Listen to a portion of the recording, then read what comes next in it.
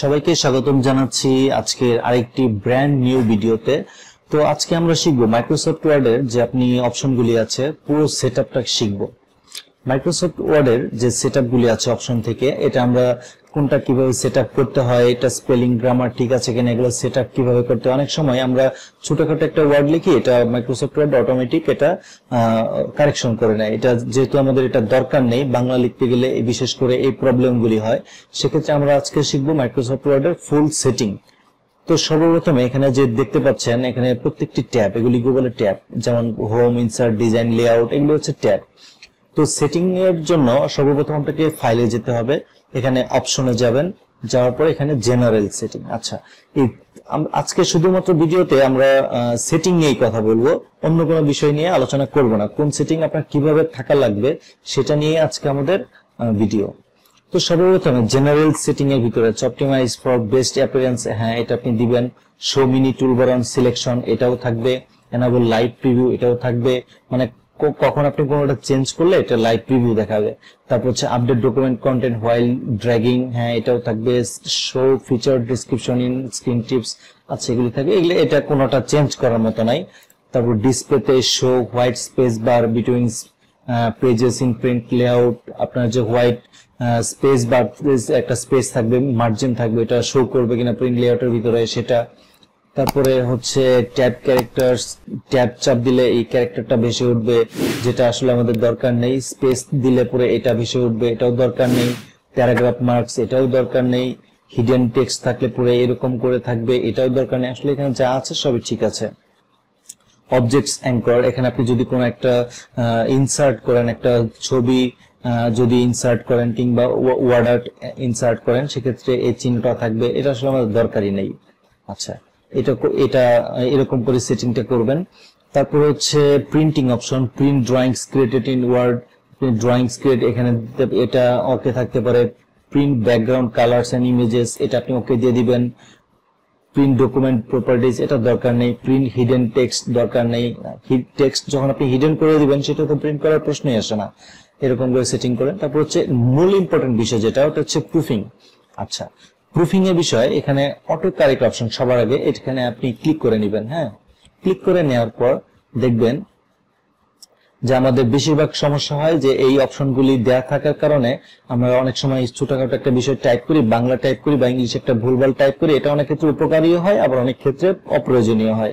সেক্ষেত্রে এটা এই মাইক্রোসফট ওয়ার্ড সেটা অটোমেটিক্যালি কারেকশন করে নেয়। তো আমরা আজকে এই অটো কারেকশনটা এটা সেট আপ করে নিব। আচ্ছা, এখানে লেখা আছে show auto correct option buttons, এটা এই বাটনটা আমাদের দেখানোর প্রয়োজন নেই। কারেক্ট, আমি এখানে আসলে বাংলা টাইপিং এর ক্ষেত্রে এটা বেশি প্রয়োজন। যারা বাংলা টাইপিং বেশি করেন তারা এই সেটিংটা অবশ্যই ফলো করবেন। তো কারেক্ট টু ইনিশিয়াল ক্যাপিটালস, এটা কারেকশন করার দরকার নেই। তারপর হচ্ছে capitalise first letter of sentence, এটাও দরকার নেই, আমরা যেটা যেভাবে চাইবো সেভাবে আসবে। Capitalise first letter of table cells, এটাও দরকার নেই। ক্যাপিটালাইজ নেম অফ ডেইস, এটাও হ্যাঁ বারের প্রথম দিন আপনি বড় করে দিতে পারেন, অটোমেটিক যেন আসে। Correct accidental usage of caps lock কি, এটাও দরকার নেই। আমরা যেরকম আমরা যদি ভুল টাইপ করি আমরা নিজেরাই সংশোধন করে নিব। তারপর replace text as you type, এটা দরকার নেই। আচ্ছা, এটা গেল। তারপর হচ্ছে ম্যাথ অটো কারেক্ট, এটাও প্রয়োজন নেই আমাদের। তো এই পর্যন্ত দিয়ে আপনি ওকে দিয়ে দিবেন। তারপর হচ্ছে যে অটো কারেক্ট অপশনটা আমাদের চলে গেল। আচ্ছা, ignore words in upper case, আপনার প্রয়োজন পড়তে পারে যে আপনি আপার কেসের সবগুলো অক্ষর লিখবেন। আচ্ছা, এটা অন করা থাকুক। Ignore words with content numbers, এটাও ইগনোর করুক। Ignore internet and file addresses, এটাও ইগনোর করুক। তারপর হচ্ছে ফ্ল্যাগ রিপিটেড ওয়ার্ডস, এনফোর্স, এগুলো কোনোটা দরকার নেই। এখানে হচ্ছে spell check spelling as you type, এটা অন করা থাকা দরকার। অনেক সময় ভুল আপনি স্পেলিং লিখতে পারেন, সেক্ষেত্রে তারা চেক করে দিবে যে আসলে আপনি ভুলটা লিখেছেন কিনা। লিখে থাকলে এটা মার্ক হাইলাইট লাল কালারের নিচে একটা দাগ দিয়ে দিবে, সেটা আপনি নিজে কারেকশন করতে পারবেন। তারপর mark grammar errors as you type, এটা আপনি অন করে রাখতে পারেন। ফ্রিকুয়েন্টলি কনফিউজড ওয়ার্ডস, এটা থাকুন, না থাকলে বেটার।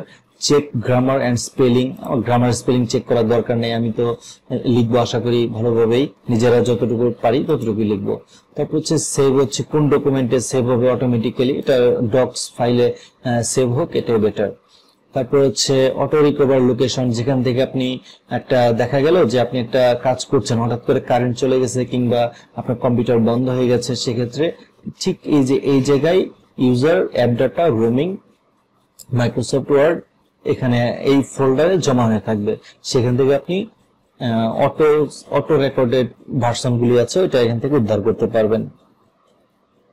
আচ্ছা, তারপর হচ্ছে আপনি কোথায় ডিফল্ট ভাবে সেভ হবে এটা সিলেক্ট করে দিতে পারেন। এটা আমার যেহেতু দরকার নেই আমি এটা করছি না, আপনার যদি প্রয়োজন পড়ে এটা আপনি অবশ্যই করে নেবেন। তারপর হচ্ছে আমরা চলে যাব ল্যাঙ্গুয়েজ বাটনে। ল্যাঙ্গুয়েজ বাটনে এখানে অবশ্যই ইংলিশ, ইউনাইটেড স্টেটস থাকুক, কোনো প্রবলেম নাই। তারপর হচ্ছে ইজ অফ অ্যাক্সেস, এখানে কোন সেটিং চেঞ্জ করার দরকার নেই, যেরকম থাকবে সেরকম। Advance typing replaces selected text, এটা থাকুক। তারপর হচ্ছে এটা টাইপিং রিপ্লেসেস সিলেক্টেড টেক্সট, এটা মানে কি আপনি একটা ধরেন এখানে আপনি মাইক্রোসফট ওয়ার্ডে লিখছেন, এখানে একটা ওয়ার্ড আপনি ধরেন এখান থেকে দেখাতে পারছি না, আচ্ছা আমি এমনি বলে বোঝানোর চেষ্টা করি।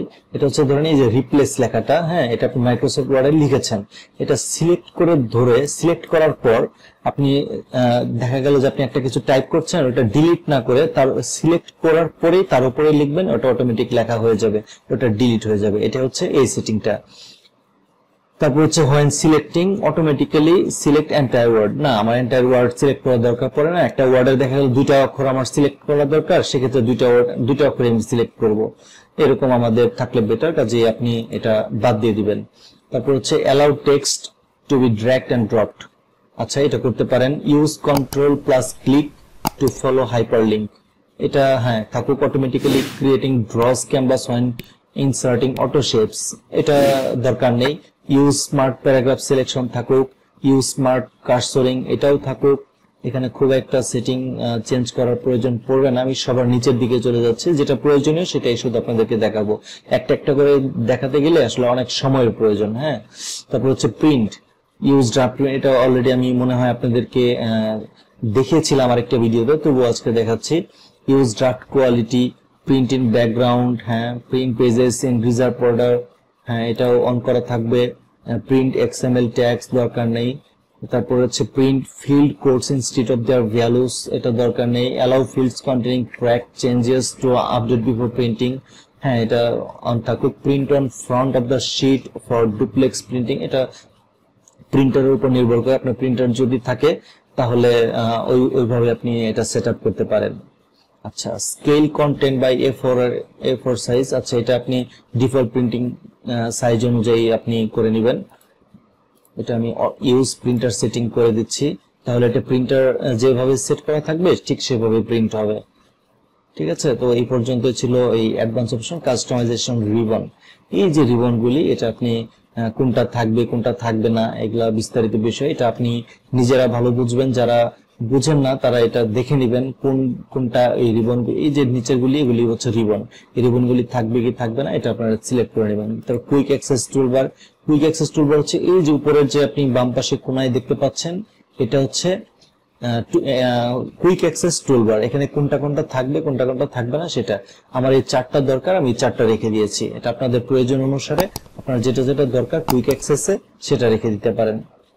তো এই ছিল মাইক্রোসফট ওয়ার্ডের সেটিং, আসলে কিভাবে সেটিং গুলি করতে হয়। যারা এখন পর্যন্ত বুঝেননি কোন বিষয় তারা অবশ্যই কমেন্ট করে জানাবেন, আমি পরবর্তীতে আরেকটা ভিডিও বানানোর চেষ্টা করব। আর যারা বুঝেছেন তাদেরকে অসংখ্য ধন্যবাদ।